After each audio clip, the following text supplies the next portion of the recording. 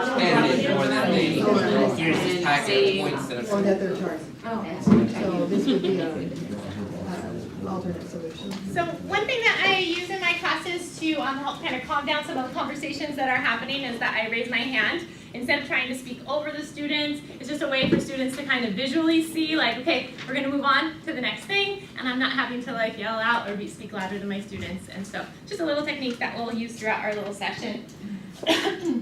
So in particular, this part about how do you picture a successful learning experience for your students, we wanted to share some things that have been happening. Hold on 1 second. As we've been working on developing the curriculum for our classes that are taught using the MATHSway Approach, we've done a few different surveys of our students. Some of them have been a little more formal, some of them have been just in-class surveys, just to get a feeling for how our students are feeling successful or not successful, and how the activities are able to promote that. And so one of our surveys that we wanted to show you was the student perception survey. And let's see if this will work up to show you. I just wanted to highlight a couple of things in here. Hold on 1 second, please.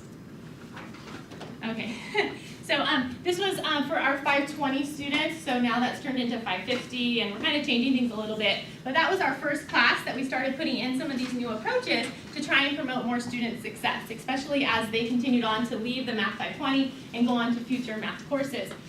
So we have a couple things kind of highlighted here.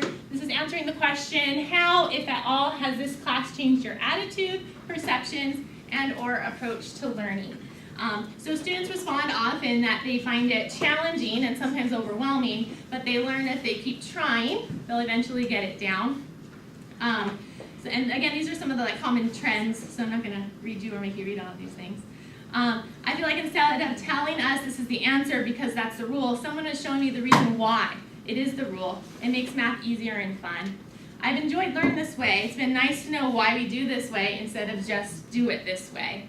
The class is designed differently than the first 2 times that I took Math 520. I actually look forward to Math 520 every week.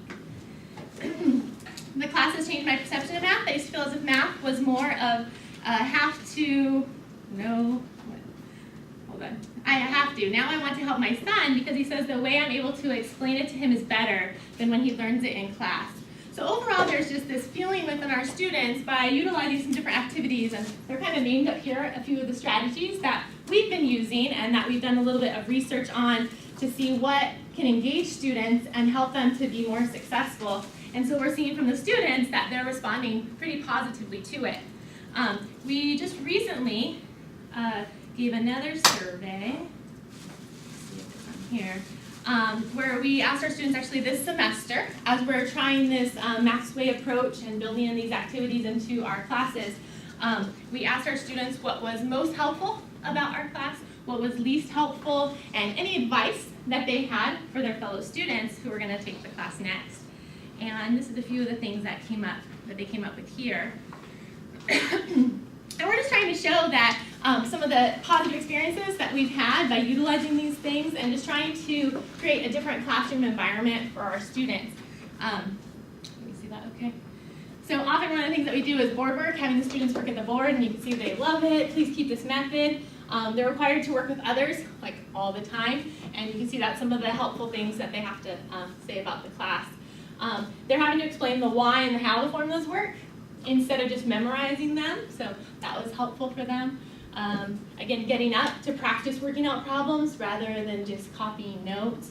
Hands-on learning as a group, unlike a typical lecture class. That was all the helpful things. And then we have this part about giving advice. One of the ones, a few of them that stand out to me, because we promote growth mindset in our class, and actually that's one of our first day activities is to just promote this growth mindset, because a lot of times, right, our students have not been so successful, don't really have a positive view of math. So as we try and embed growth mindset throughout the semester, especially at the beginning, it's even embedded in our exams. We have questions on there that are promoting that, and you can see that some of the students kind of go to that here. I always had a fixed mindset when it came to math, but with the encouragement of the professor and the class, I've learned to have a growth mindset. If you struggle with math like I have, invest your time in your Now or Alex, so those are our online homework programs. Ask questions in class, go to the math center. Let's see. The courses are set up for you to succeed. You really have to try not to fail.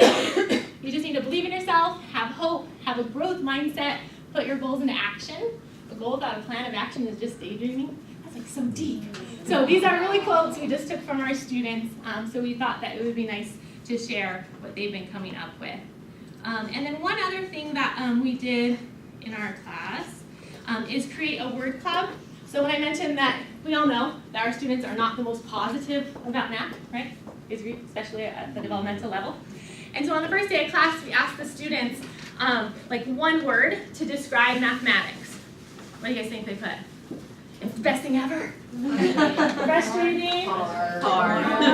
Right? Nightmare. Oh, so sad. So we collected those words, and you're right. That's what they had. And we put it into a word cloud. You guys sing word clouds? If not, here we go. Let's see. Okay, we did this on the first day. So hard, stressful. So the way the word cloud works is the bigger the word, the more times it appeared with the student responses. And we actually have some links to word cloud like apps where you could actually do this yourself with your students if you're interested. But again, this was the first week of class. Stressful, not easy to understand, whatever. Wonderful, amazing, yay. Challenging, that's good. Dreaded. But then we get over to this side, and you can see challenging. That's like the biggest word. To me, I think that's like amazing. Like to go from like the word difficult to now seeing it as a challenge. That's such a better, like more positive connotation to things. So you're saying the ones on the right are at the end of the class? That Yes. was the last day of class? Yeah, the last day of class. And the same exact students going from this week 1 to week 18, right? It's a big kind of change in their thinking process about math, which as they keep continuing on in their math career, look at how they're viewing mathematics instead of that. It's like, I mean, there's still a little bit in here, like a little stressful and a little hard, but even like hard, it like decreased compared to that one.